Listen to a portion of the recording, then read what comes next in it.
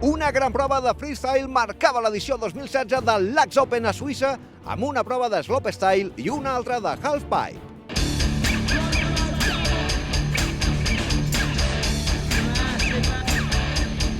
Després d'11 anys de la Barton European Open, enguany agafa el relleu la Laax Open amb la presència d'alguns dels millors snowboarders de freestyle.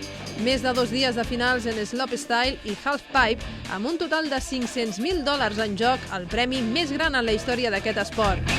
El primer enfrontament van ser les finals de halfpipe, on 12 homes i 6 noies s'enfrontaven al halfpipe més gran del món, una estructura imponent, 7 metres d'alçada, 22 metres d'ample i 200 metres de llarg.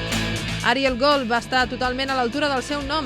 Després de guanyar la Barton European Open Halfpipe, el 2013, la nord-americana va ser la figura dominant de la jornada, sent la rider més jove amb 19 anys d'edat. Gold va superar totes les seves competidores amb la seva segona mànega, guanyant en excel·lència tècnica, fluïdesa i impressió general. Un estil i creativitat que sumaven un total de 90 amb 12 punts i $45.000 cap al seu compte bancari. Igual que el 2015, el tercer lloc va ser per David Habluetz, de Suïssa, també de 19 anys d'edat.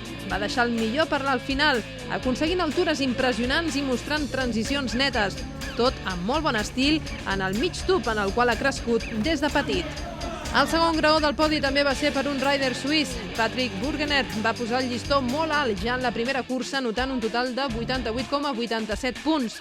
Després de lluitar amb les lesions en els darrers anys, aquest jove de 21 anys va realitzar unes mànegues amb un impressionant estil d'execució, en el que les seves figures complexes semblaven fetes sense esforç. I la primera corona del Laax Open va anar al japonès Ayumu Hinaro. Demostrant la seva excel·lent forma en les dues primeres mànegues, Hinaro ho va posar tot en la tercera. Plata olímpic el 2014, no cedir davant la pressió, executant una carrera gairebé perfecta amb trucs del més alt grau de dificultat, amb transicions suaus i aterratges de manual.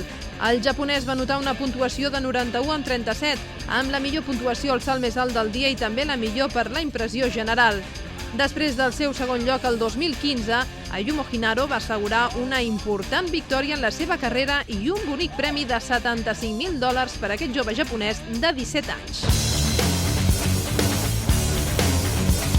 El dissabte va ser el torn de l'slopestyle. Del cim del Krab Song Gyeon de 2.228 metres s'extenia un parc magnífic però molt difícil, permetent als riders expressar tota la seva creativitat, tècnica i estil. La primera corona femenina en slopestyle va ser per la campiona olímpica Jamie Anderson dels Estats Units.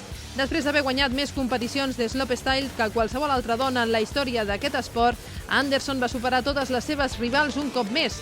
Ja en la seva primera mànega va demostrar la seva versatilitat, realitzant els trucs amb gran fluïdesa i aconseguint la puntuació que li donaria la victòria amb un total de 81 amb 10, molt lluny de les seves rivals i afegint també una bonica quantitat al seu compte bancari. En homes, la final va ser un assumpte del Canadà, ja que els 5 primers llocs van ser per a riders d'aquest país.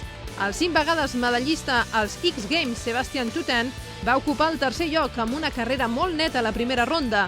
Els jutges van donar-li una puntuació total de 83 amb 10, deixant clar que era necessari fer un recorregut perfecte per endur-se la victòria en aquesta especialitat. Tyler Nicholson era el canadenc més jove al podi amb 20 anys d'edat. Nicholson va fer un recorregut destacable en la seva segona ronda, amb molta creativitat en els primers rails i convencent els jutges amb la seva actuació al quarterpipe i als rails finals.